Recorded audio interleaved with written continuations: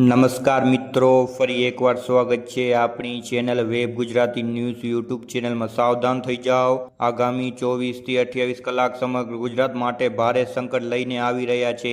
અત્યારના સૌથી મોટા બ્રેકિંગ ન્યૂઝ સામે આવી રહ્યા છે। હવામાન વિભાગે અને હવામાન નિષ્ણાત અંબાલાલ પટેલે સંયુક્ત રીતે ગુજરાતમાં માથે મોટું સંકટ હોવાના આશંકા વ્યક્ત કરી છે।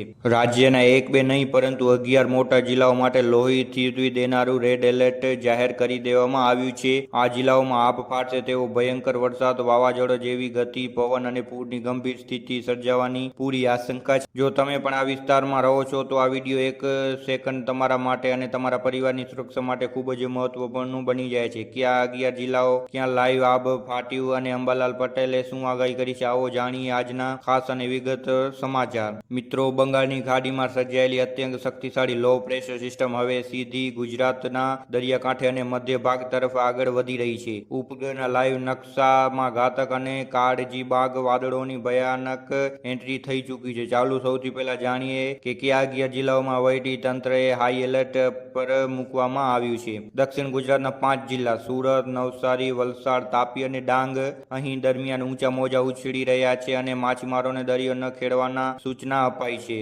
મધ્ય અને પૂર્વ ગુજરાતના જિલ્લા ભરૂચ, વડોદરા, છોટાઉદેપુર, નર્મદા, પંચમહાલ અને દાહોદ આ વિસ્તારોમાં પહાડી નદીઓમાં પૂર આવવાનું જોખમ સૌથી વધુ છે। આ 11 જિલ્લાઓમાં વહીવટી તંત્ર દ્વારા શાળાઓ અને કોલેજોમાં પણ પરિસ્થિતિમાં ધ્યાનને રાખીને રજાઓ જાહેર કરવામાં આવી છે।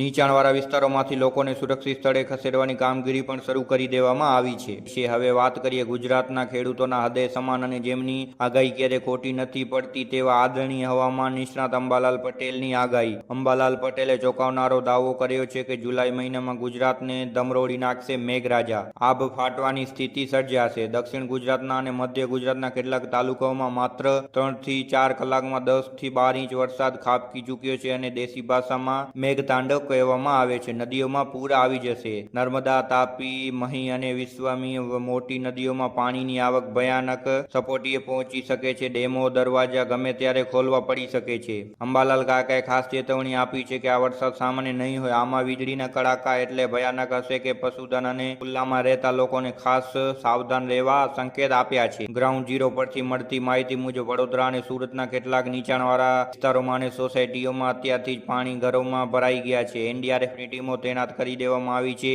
એસડીઆરએફની ટીમો 15 ટીમો પણ તૈનાત કરી દેવામાં આવી છે, કારણ કે કોઈ પણ ઇમરજન્સી પરિસ્થિતિ પહોંચી વળવા માટે કંટ્રોલ રૂમ 24 કલાક કાર્ય કરી દેવામાં આવી રહ્યું છે।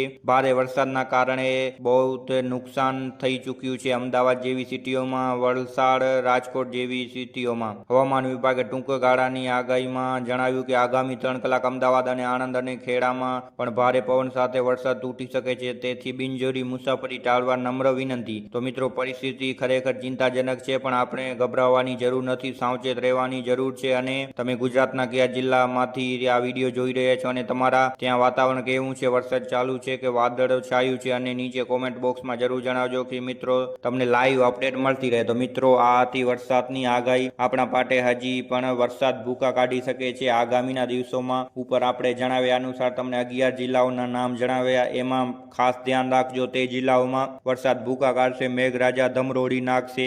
આ ફેરે ગુજરાતને તો મેઘરાજા ધમરોળવાના છે, કારણ કે નવી સિસ્ટમ વધારે મજબૂત બની ગઈ છે, તે ગુજરાત ઉપર ત્રાટકશે તો ગુજરાતમાં ભૂકા કાઢશે।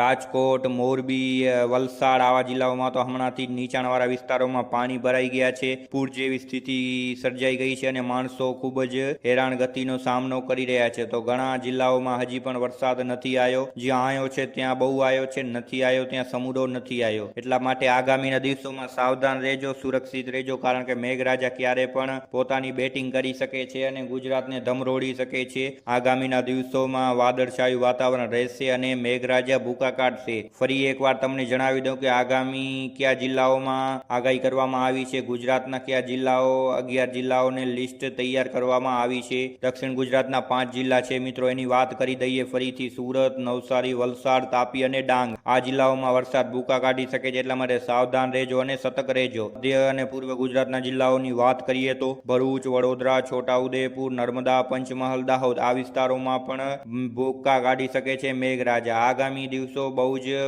ખતરનાક રહેવાના છે અને 11 જિલ્લાઓને રેડ એલર્ટ ઉપર રાખી દેવામાં આવ્યું છે। ઘાતક વાદળ વાદળોની એન્ટ્રી થવાની છે ગુજરાતમાં. મેઘરાજા બેટિંગ કરશે ફરી એકવાર ગુજરાતમાં, ધમરોડી નાખશે ગુજરાતની. એટલા માટે સાવધાન રહેજો, સતર્ક રહેજો અને ઘરમાં બન્યા રહેજો. કોઈ પણ બારે ન નીકળતા, કામ સિવાય બારે ન નીકળતા, કારણ કે વીજળીના કડાકા ભડાકા થશે અને મેઘરાજા ભૂકા કાઢશે. વરસાદના આવા જ સચોટ, સાચા અને ફાસ્ટ સમાચાર સૌથી પહેલા મેળવવા માટે અમારી ચેનલ અત્યારે જ સબસ્ક્રાઇબ કરો અને આ વિડીયો તમારા વોટ્સઅપ ગ્રુપમાં તમામ ગુજરાતીઓ સાથે શેર કરી દેજો, જેથી સાવધાન થઈ શકે. ફરી મળશું વરસાદના નવા લાઈવ અપડેટ સાથે. ત્યાં સુધી સુરક્ષિત રહો અને સાવધાન રહો. જય હિન્દ, જય જય ગરવી ગુજરાત.